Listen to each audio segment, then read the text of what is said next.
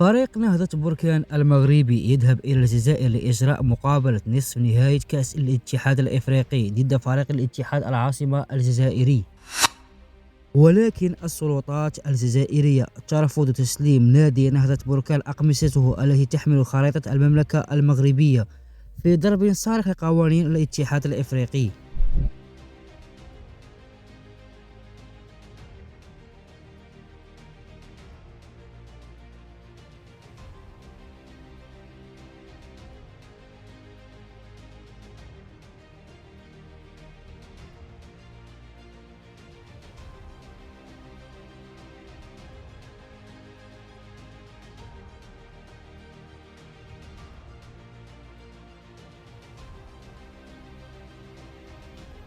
وقد خلفت مشكلة الحجر على الأقمصة العديد من ردود الفعل لدى الجزائريين ومتتبعي الكرة الإفريقية.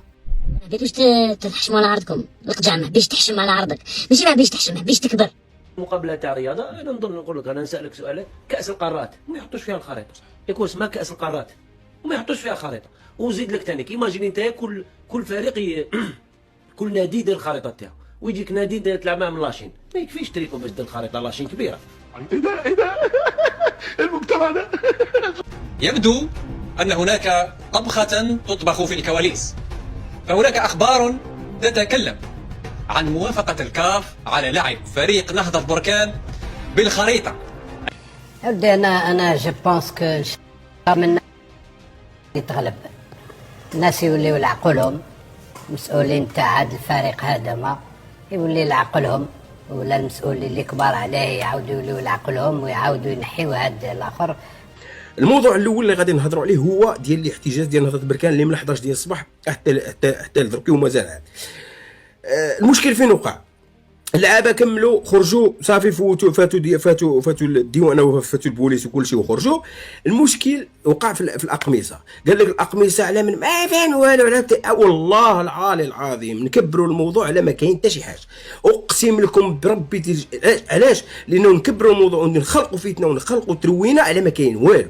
تريكو دخلوا خلي يلعب الكورماش ديالو 90 دقيقه ويخرج يمشي يروح.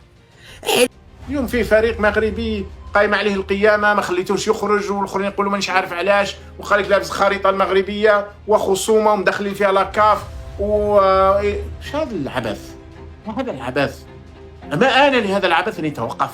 فالعصابه في الجزائر تعرف الحقائق على الارض. الان راني ناقش مع هذه العصابه في شيء موضوعي، وانا دبلوماسي واعرف ما اقول. العصابه في الجزائر ماهيش مع قضيه تقرير المصير تاع الصحراء الغربيه، عمرها إلا. وفي الأخير شاركونا آراءكم ولا تنسى أن تضع لايك للمقطع والاشتراك بالقناة، وشكرا على المشاهدة.